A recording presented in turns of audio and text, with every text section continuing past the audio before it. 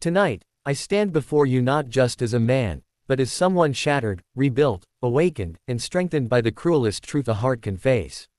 I was a simple man.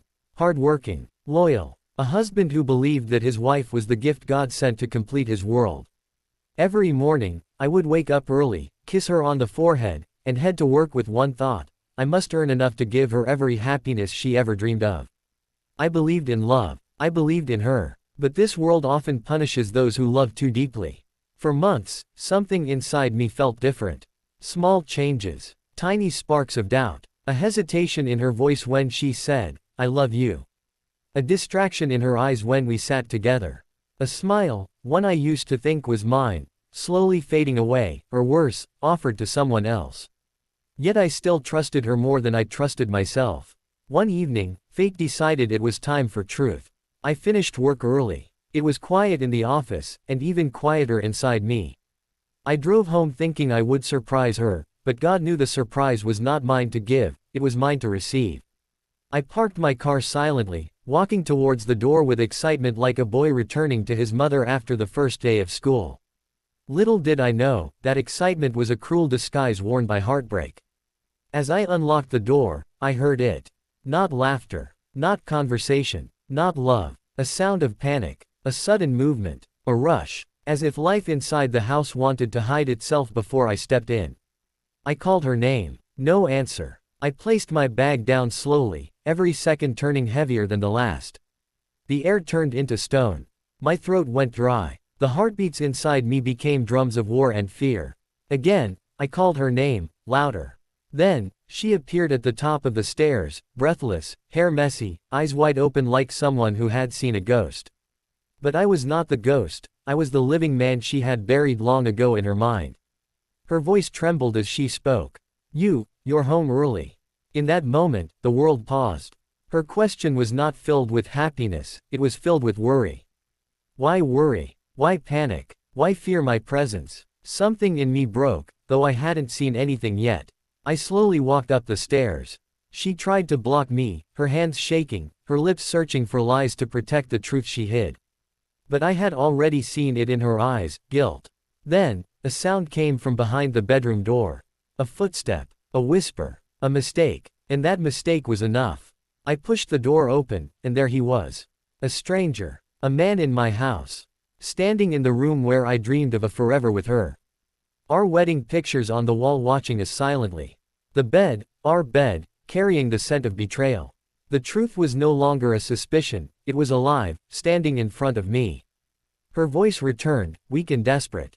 "It's not what it looks like." Those words, the oldest lie humanity has crafted.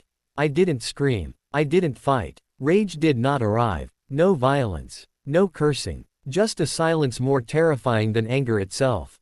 Because heartbreak does not always rage like fire. Sometimes, it freezes like ice. I looked at her, the woman I gave my dreams to. The one I thought would be my forever. And I realized something profound.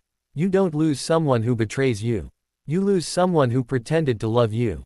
She cried, but her tears were not for the pain she caused, they were tears of being caught. When guilt arrives only after exposure, it is not guilt, it is fear. That man hurried to leave, mumbling apologies that meant nothing. His presence was already poison in my memory. When he left, she collapsed to the floor. She begged. She tried to touch my hand, but love cannot be forced onto a heart that has been stabbed repeatedly. I asked only one question. Why? Her reply was as hollow as the place she once filled inside me. I was lonely, I felt ignored, I thought you didn't love me anymore. Ignored. Did my endless struggles to provide her a better life count as ignoring? Did the sleepless nights I spent planning our future feel like neglect? Did my sacrifices become invisible to the eyes that once admired me? No. The truth was simple. She wanted attention. I offered loyalty. She wanted thrill. I offered stability. She wanted a love story. I offered a life story. Some people do not appreciate diamonds when they are too focused on fake gold. I picked up my car keys and walked towards the door. She grabbed my arm with desperation stronger than her love ever was. Her voice rose with panic. Please, please don't leave. I'm sorry. But betrayal does something to a heart, it kills the ability to trust again. I turned around and told her. I came home early today, and saw the truth late. And then, I left. As I closed the door behind me, pain walked beside me, but freedom walked with me too. I cried. I screamed inside. But tears are not a weakness, they are proof that love existed. Life taught me that day. The one who breaks you is never yours. The one who is yours will never break you. Days passed. Nights were long and cruel. But every sunrise repaired a small piece of me. I realized that the destruction she caused was actually the beginning of my reconstruction. I learned to live again. I learned that silence can speak louder than promises. I learned that respect is more important than attachment. I learned that sometimes the person you would take a bullet for is the one holding the gun. But I also learned that betrayal does not define us, it frees us. It shows us who deserves a place in our future and who belongs only in our past. Today, I have risen stronger. Not despite the betrayal, but because of it. I no longer ask why she did it. I thank God that He revealed her truth. I no longer cry for what I lost. I smile for what I escaped. And to everyone listening who has felt what I felt, who has loved deeply and suffered painfully, let me say this. You are not broken, you are being reshaped. You are not abandoned, you are being redirected. You did not lose love, you lost a lie disguised as love. Real love will come, real loyalty will stay, real happiness will heal, but most importantly, the man or woman who truly belongs in your story will never make you feel like you are not enough.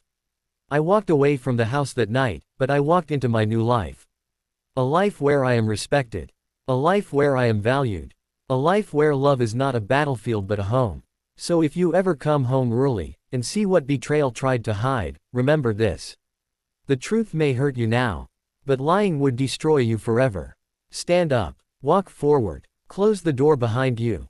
Because your future is waiting. And it does not deserve the people who buried knives in your trust. I survived betrayal. I survived heartbreak. And now, I am alive stronger than ever.